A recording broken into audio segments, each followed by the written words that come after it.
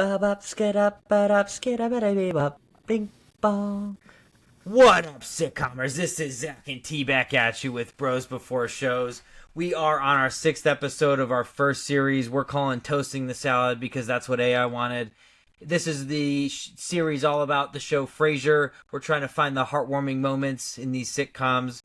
We have a guest with us today. His name is Taylor. Taylor has never watched the show. He is going to give us a little bit of new experience and good questions that we should be answering for our listeners. Taylor, what's up? Hey man, super happy to be here. Really excited to be making my way through Frasier with you guys. Yeah, this is a fun episode. I'm looking forward to digging in. Not to foreshadow too much, but I do know that the three of us collectively love the show Psych. So, not saying that that's going to be season 2, but we do love the show Psych. I think it's a valid reason. I'm 100% down to rewatch Psych at any time. All right, well, let's finish Frasier I may have first. to do a pre-rewatch. There you go. Come Well, on, son. Come on, son. Come on, son. Let's get through Frasier first. Let's get through what we're doing. So this is season 1, episode 6. This one is all about justice. That is the moral of this one.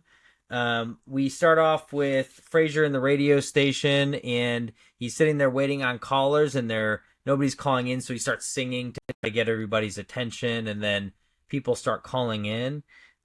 Gary calls in, and his wife wants to go to Italy, but Gary thinks they need a sump pump. And Frasier's response to that is, Gary, you need to live your life. There are plenty of sump pumps out there, but you only get one chance to go to Italy, so you should do that. And then Frasier reveals that he did the same thing. He decided to go out and live his life freely, and so he bought a painting from a famous painter named Martha Paxton. At the end of the call, Gary gets the sump pump, and Frasier asks Roz what a sump pump is to begin with, and she says, "If you need one, you'll know." And then Martha Paxton, the famous artist who he bought this painting he's so proud of, calls in, and Frasier invites her to his party where he's gonna kind of reveal the painting and all of that. So something interesting about this one, the guy who called in, we're getting to the point in the show where celebrities start calling in. His name is Robert Klein. I didn't know who he was, but I looked him up. He used to be an SNL cast member. Taylor, do you know him? Just from my brief stalking of IMDb. Gotcha. Okay, I saw a nod, so I thought maybe he was like famous outside of this, but SNL guy, good to know. So he invites Martha Paxton. We get to our second scene, and we are at the party at Frasier's apartment. He's very finicky. Doesn't feel like the party's going too well. The pianist is too forward or something like that, and nobody's eating the food. And then Eddie the dog comes and eats the food. And we find out Maris is exhausted easily under the pressure of having to be interesting, and so she is sleeping under some coats in the guest bedroom. Roz comes to the party, which I think is the second time we see her outside of the studio, but the first time we really see her kind of interact as a character and do more than just kind of make witty remarks. I love that line that he says, "Oh my God, Roz, you've got a neck." Yeah, right. She's got a beautiful dress on. She takes her coat off, and we find out she's very attractive. Niles gets caught sniffing Daphne's hair at the party, and is distracted by Daphne in the kitchen, and a guy asks where to put his coat. And so he tells him to just throw it on the bed where we remember Maris is. So clearly he cares more about Daphne than his own wife. Martin is showing crime scene photos to one of his fancy party goers, and he gets upset at him for doing that. And he says, well, she's the one that started it. And he said, she's the one that told you to show her crime scene photos. He said, yeah. He said, aren't these Swedish meatballs the messiest thing you've ever seen? And I said, no, as a matter of fact, they're not. And it was about a prostitute that was killed or something. And so anyway, Martin's kind of ruining the party a little bit for him as well.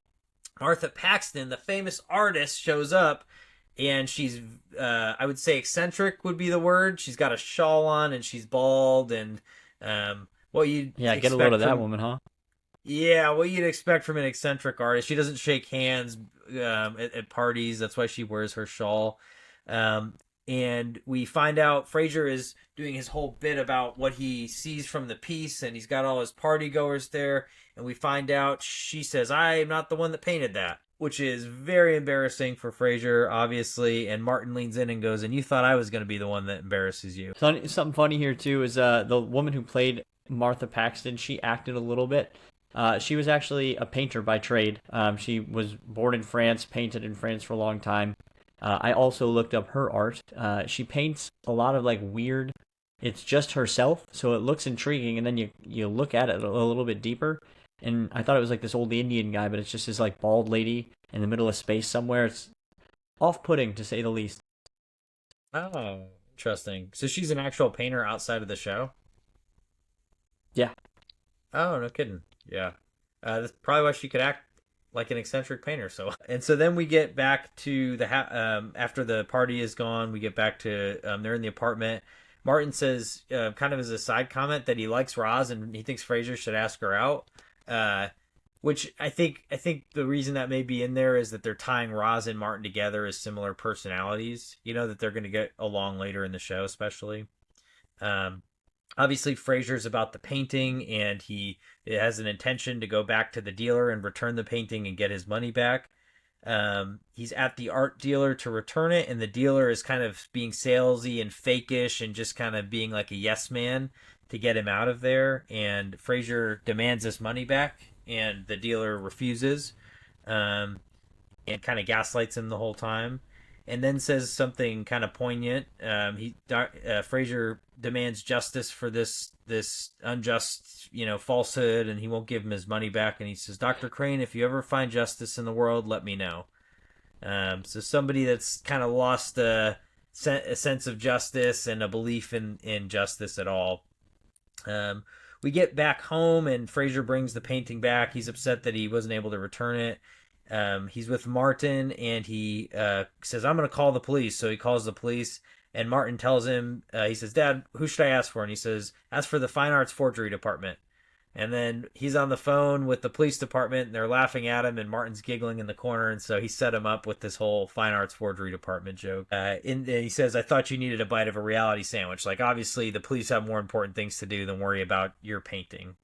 And so Daphne and Niles end up walking out after, quote unquote, looking for Maris's ring under the bed, and we kind of get this sense that they are, like, it seems like kind of uncomfortable as the watcher. You're like, "Oh, what were they doing together?" So something that kind of like struck me that watching the scene. I'd seen it a couple times before, and I always think it's funny when you just see like Martin giggling over to the side, but they blow it off as if forgery is not a real crime, like a serious crime. Like the FBI has a whole art crime division, so it would absolutely be worth him calling and pursuing and things like that. I like that Martin's bringing him down and like deflating Frasier a little bit because he always needs that. But I just struck me watching through this time. Yeah, I think if you're looking at it in the sense of like justice, it may be Martin trying to teach him a lesson about justice and how the world actually works. But yeah, good point. Like, you should call the cops if somebody commits forgery, right? Yeah, 100%. But Taylor was asking us before the podcast too. He had a couple questions about this whole Daphne Niles kind of thing going on. Again, first time watcher. So Taylor, what struck you when you were watching these two? Yeah, first time watcher, long time listener.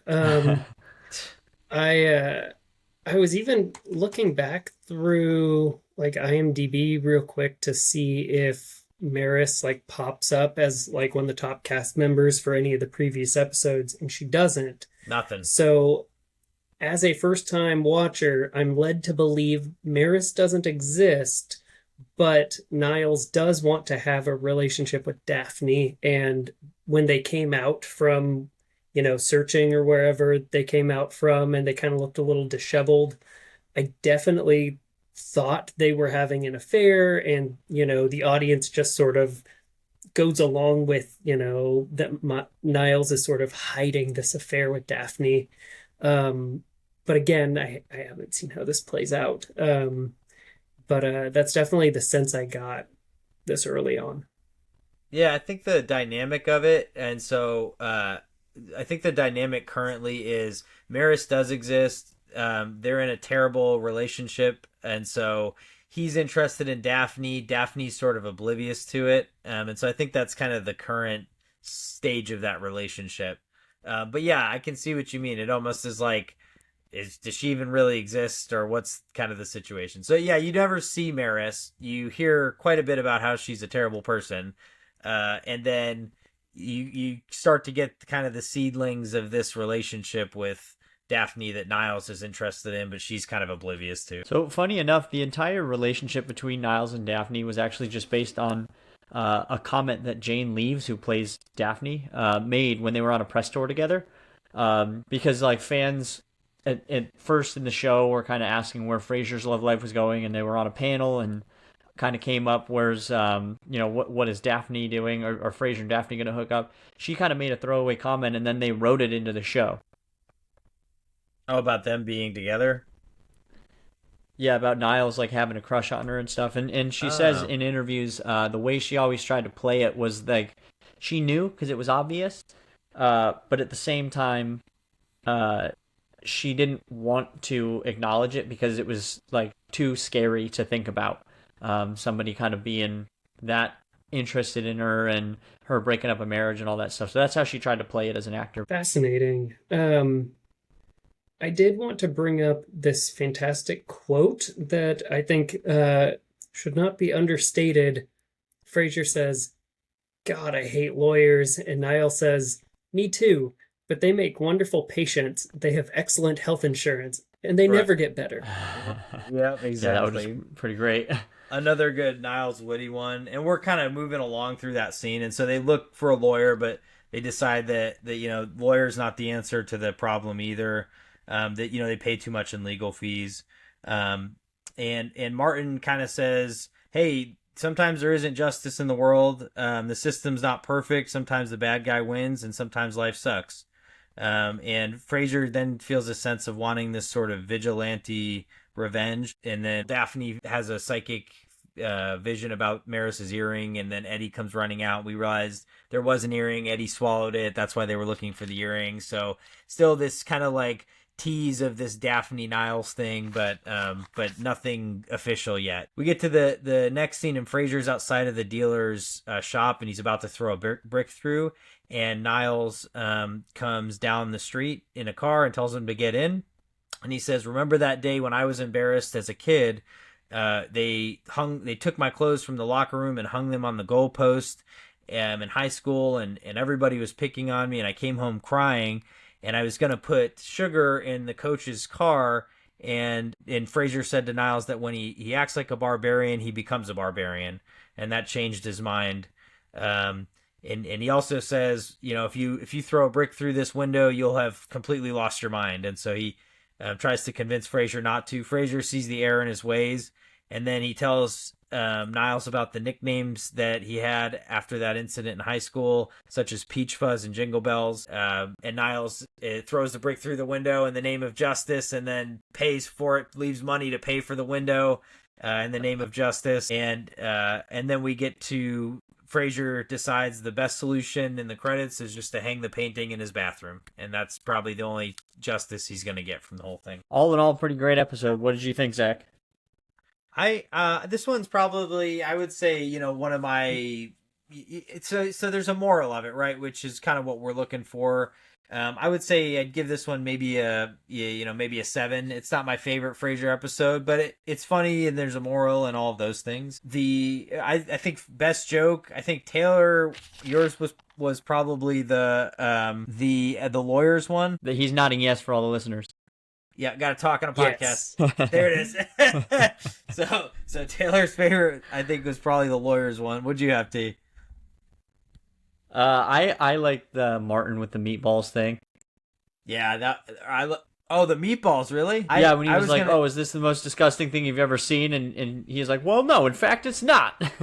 Yeah, I was gonna go with the Martin with the fine arts forgery department, the joke that he pulled on Frasier. So different jokes for different folks, I guess. Everybody gets a different one in this show. Yeah. And so, T, I think you were going to give us a hypothetical. If we were in this situation, where would we do? Yeah, it's time for T's hypothetical corner. My question for you all is, and this goes back to kind of what Roz was saying. If you need a sump pump, you know what a sump pump is. What vacation do you think is good enough to make you not get the sump pump? To not get a sump pump? Dude, Yeah, like if you need it. So the situation is my basement is flooded and I'm opting to go Yeah. somewhere instead of getting a sump pump. That's where we're at. Yes. Yeah. Or How good does that vacation have to be?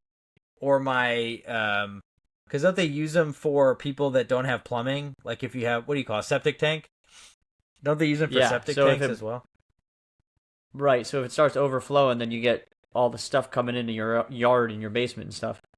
Yeah, okay. What vacation? I'm flying to like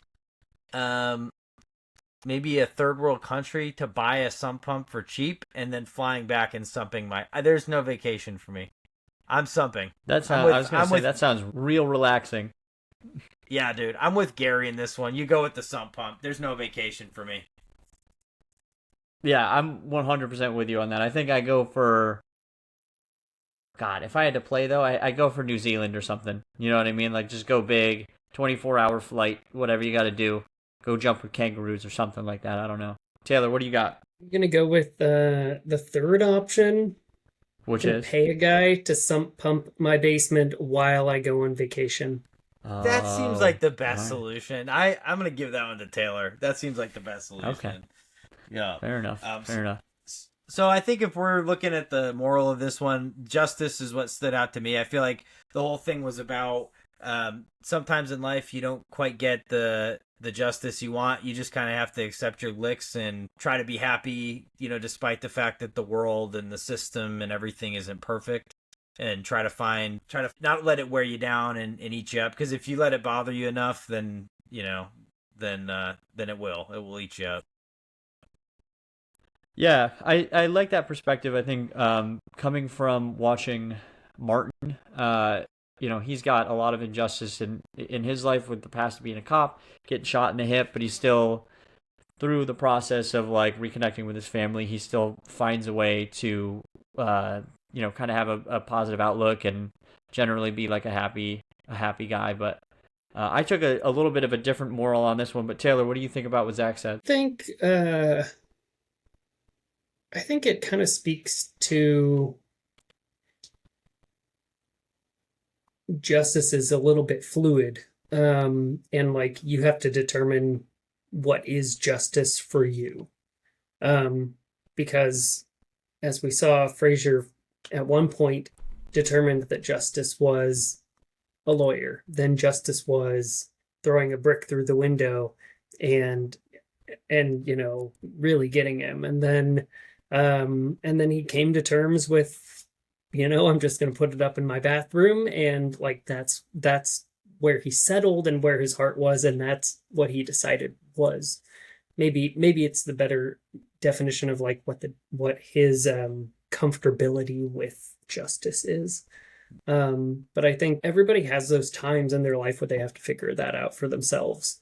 What are you comfortable with settling with? The situation's not going to be great. How much are you willing to fight? How crap are you willing for it to get?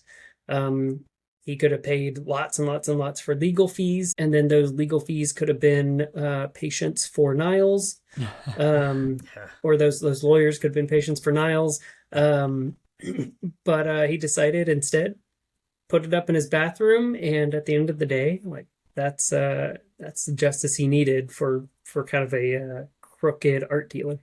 Yeah. I think it's like to build on that. I think it's just like the path of least resistance, right? Like sometimes you definitely got to fight, but like you said, it could have been legal fees, it could have been slandering the guy on the radio, which Niles mentioned, or it could have been legal trouble because he busted the window, and all of that would have been dragged out in this one situation. That could be a moment in time, would have ended up defining a much longer period of his life. So like the quickest way to happiness is probably the best way to go when you're stuck on something like this. Yeah, and who else do you drag in your wake too? Like my I heard a story recently about a guy that got in a fight with somebody. You know, they were mutually agreed that they wanted to fight. He threw one punch. The guy ended up hitting his head on the ground or something and dying. And this guy goes to jail for manslaughter. And so I think he had a family and kids, and that are not going to have a father over one punch because you wanted certain justice or certain revenge, or you had a certain expectation of how things should happen in life, and they didn't happen like you wanted, and you responded with anger and those things. And so, yeah, I think all like very good ways to see it. Did you have a different view on it though, T? Yeah, I don't think that it's not about justice. I didn't take that read when I was watching it. My interpretation was it's about vanity, and I think for me the reason is that those calls, I think they use as a that I've said before, they use as a narrative tool to say what the rest of the episode is going to be about. And for Frasier, it was practicality over vanity, right? Italy versus Sump Pump. And when he talked about Italy, he said, "Oh, Italia," he was like going all, I don't know, fancy and whatever. But then Roz, the down to earth character, was like, "Nah, you get the Sump Pump, dude." And then something that really hit me this time, watching through it, was they made jokes about it, but right after he was embarrassed in front of all of the people were over his house, like ostensibly his friends, immediately they quote unquote stampeded for the door. And it's not a wonder that Frasier feels that he has to put on these airs, because all of the people who he's surrounded by would leave him in a moment's notice for some sort of like social hierarchy, like, oh, you can't hang out with him anymore. He had that one embarrassing faux pas or something. And Frasier himself would have done the same thing. So they're all living in this world that is all about facade. And I think when it comes down to the art dealer, he was the person who cut through the facade, and you start to see, at the beginning he's really nice, he's kind, he's offering wine, whatever. And then as the story progresses, and as the conflict progresses, he starts to show his true self. And I think that's kind of what it gets down to, is Frasier wanted to define his true self by, I'm going to let this go because it's the right thing to do. Whereas this guy was a little bit more vicious, and I don't think anybody who was watching it would have seen him in the right. But it's kind of what's behind the vanity and the facade. And Frasier showed something good this time around. Yeah, and he didn't get what he wanted, but he got what he got what he needed out of it, right? So he lost a little bit of money for this painting. He hung it in the bathroom. It's a painting in their bathroom. You know what I mean? So yeah, I agree. I think good takes, man. I think everybody got good insights. Taylor, it's good having you on too, because I feel like it's good having like a third input, especially you haven't watched the show, and so you're like fresh eyes on all this stuff. So I think that makes this a lot more interesting. Taylor, first watch through. What's your rating on this one?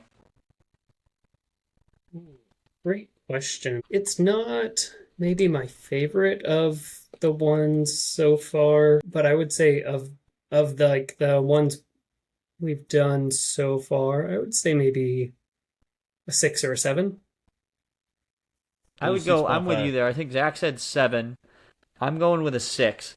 Not because I didn't like it. I think, again, there were some funny jokes, good moral for sure.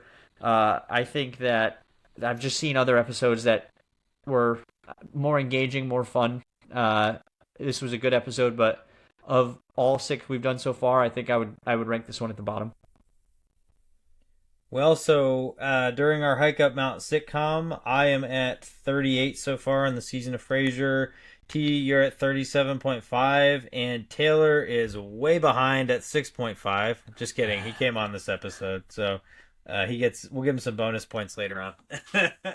So I think it wraps it up. Make sure to leave us comments as far as things you like about the show, what you want to hear in season 2, things that you would have done if you were in Frasier's situation, or things that you saw differently that you think that we missed. TJ's going to hit us with that outro, and then we'll be back with season 1, episode 7. Hey, baby, I hear the blues are calling. Toss salad and scrambled eggs. Good night, and I meant Seattle. to say toast. Toast salad.